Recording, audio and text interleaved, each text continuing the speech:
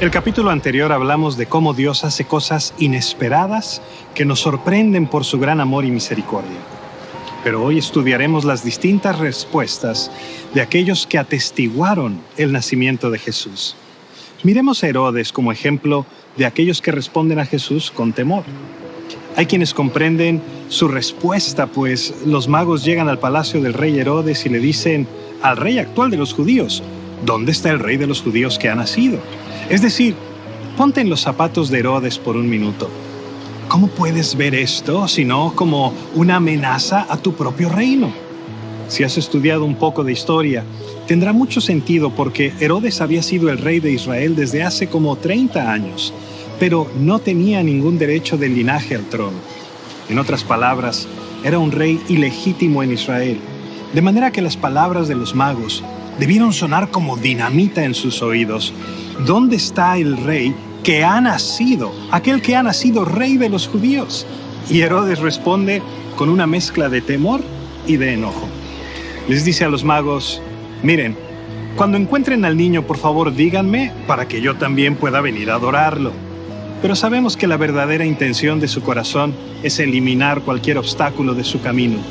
Y esto lo vemos en el versículo 16 del capítulo 2, que dice: Herodes entonces, cuando se vio burlado por los magos, se enojó mucho y mandó matar a todos los niños menores de 2 años que había en Belén y en todos sus alrededores, conforme al tiempo que había inquirido de los magos. Pero incluso en nuestros días, hay quienes responden al nacimiento de Jesús con una mezcla de temor y enojo. No sé si has visto las noticias acerca de esto, pero ahora resulta que es ofensivo poner escenas de Navidad en los edificios del gobierno, en las escuelas, en lugares públicos. Y los ateos se manifiestan y hacen todo para impedirlo. Y es un ejemplo de las respuestas que tenemos hacia Jesús. Pero no nada más Herodes respondió con temor. Mira lo que dice el verso 3. Oyendo esto, el rey Herodes se turbó y toda Jerusalén con él. La noticia de este nacimiento especial llegó a oídos de toda Jerusalén, pero en lugar de emocionarse, se turbaron. Suena extraño porque Jerusalén era una ciudad religiosa. A la gente no le importaba Herodes, pero parece que su temor surge de que no quieren que nadie ni nada altere su estilo de vida relativamente pacífico. Es como decir: mira, la religión está bien, siempre y cuando no interfiera con mi manera de vivir. Y en la actualidad todavía nos encontramos con gente que responde a Jesús de esta manera. No son hostiles hacia Jesús como Herodes. A lo mejor hasta les gusta la historia de la Navidad, ese bebito que nació en un pesebre. Pero en lo general les gustaría que Jesús se quedara en el pesebre y que no se meta con ellos. La religión está bien siempre y cuando no te metas conmigo. Y esa es la manera en la que mucha gente ve el Evangelio en nuestros días. Y es la manera en que mucha gente lo tomó en el primer siglo. Algunos responden con temor, pero fíjate también que algunos responden con indiferencia. Observa de nuevo los versículos 4 y 6. Y convocados todos los principales sacerdotes y los escribas del pueblo, les preguntó dónde había de nacer el Cristo. Ellos le dijeron: en Belén de Judea, porque así está escrito por el profeta: y tú, Belén, de la tierra de Judá, no eres la más pequeña entre los príncipes de Judá, porque de ti saldrá un guiador que apacentará a mi pueblo Israel. Quiero que te imagines la escena. Herodes está perturbado con la visita de los magos y la pregunta que le hicieron: ¿dónde está el rey de los judíos que ha nacido? Como Herodes no sabe qué hacer, reúne a los líderes religiosos, los sacerdotes, los escribas, que básicamente representan la izquierda y la derecha de la religión. Estos hombres nunca se ponían de acuerdo con nada, pero cuando les hacen esta pregunta, responden a una voz: Belén es el lugar donde el Mesías debía nacer. Y citan el Antiguo Testamento y luego se van a su casa. ¿Te das cuenta de la ironía? Estos magos extranjeros viajaron una gran distancia para venir a investigar acerca de la estrella para que pudieran adorar al Mesías. Y los líderes religiosos que podían citar con exactitud el Antiguo Testamento, dice que va a nacer en Belén, a unos 8 o 10 kilómetros de Jerusalén, no hacen nada al respecto. Casi te los puedes imaginar llegando a su casa esa noche: amorcito, no me lo vas a creer, el rey Herodes me invitó al palacio, me hizo una pregunta teológica y le di al clavo. ¡Qué manera de perder el punto! Si no fuera tan trágico, sería cómico. Pero quiero que sepas que no es un problema exclusivo del primer siglo. Un comentarista dice: los que más saben acerca de la fe en su mente son los que menos saben en su corazón. Y yo creo que en muchos casos esto es verdad en nuestros días. Podemos ver un pasaje como este y dar los detalles y decir: me di cuenta que la Biblia no dice que fueran 3 magos, ni siquiera que fueran reyes. De hecho, no dice que hayan ido al pesebre. Dice que fueron a su casa y cuando ya era niño. Así que todas las escenas de la Navidad están bien mal al poner a los Reyes Magos en el establo.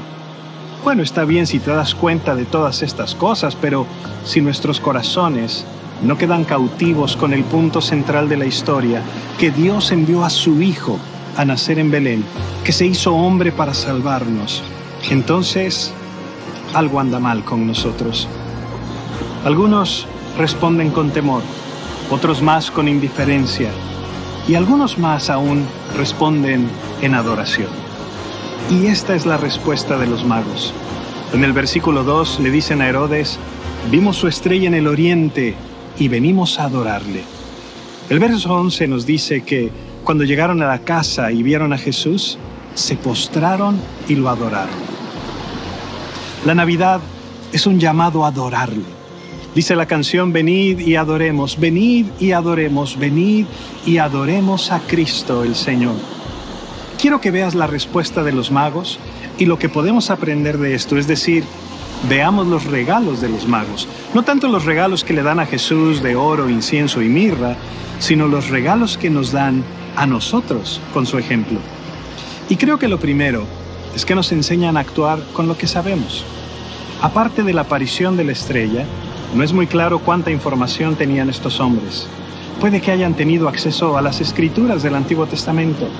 Parece que tenían conocimiento de la profecía de un Mesías que vendría, pero fuera de eso, no sabían mucho más.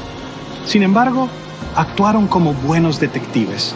Se lanzaron con lo poquito que sabían y yo creo que debemos hacer exactamente lo mismo. Yo sé que visitar una iglesia las primeras veces puede parecer bastante confuso y ves a la gente levantar las manos cuando cantan y oyes historias de personajes en la Biblia que no conoces. Oyes palabras que no entiendes como redención, concupiscencia, todas estas cosas que parecen confusas.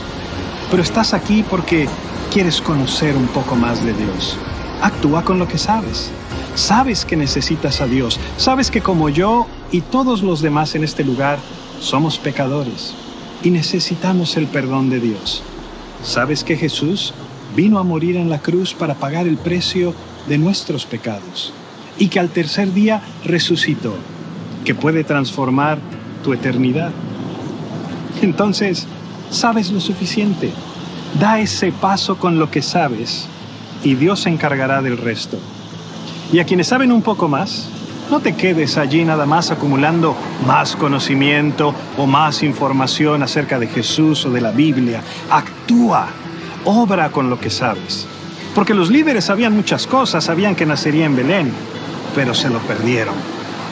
Y de la misma manera, de nada nos sirve poder hablar de la encarnación de Cristo si no podemos vivir lo que todo esto implica.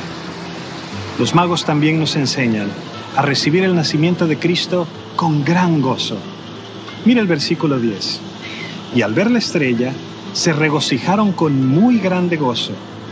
Los traductores de la Biblia han batallado mucho para poder traducir con precisión lo que Mateo nos está diciendo aquí.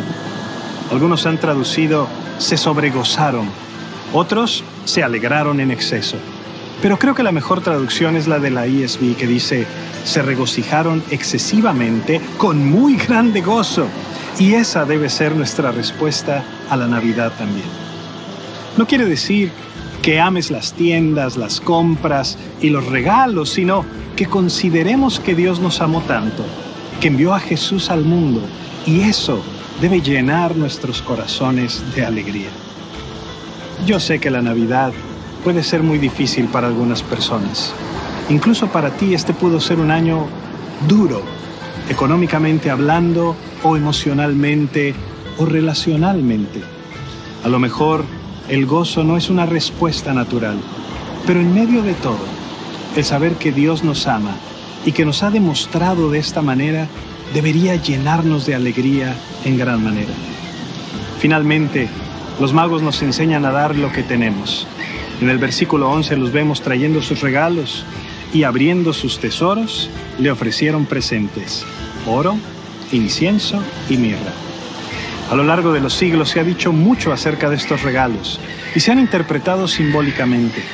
Algunos dicen que el oro representa la realeza y el incienso representa la divinidad y la mirra representa la muerte y la sepultura. Yo no creo que esa haya sido la intención de los magos. Yo creo que llegaron y eran hombres ricos de aquella tierra lejana y cuando vieron a Jesús quedaron tan impresionados con su grandeza y ofrecieron sus regalos como respuesta a su majestad. Así es como debemos responder a Dios.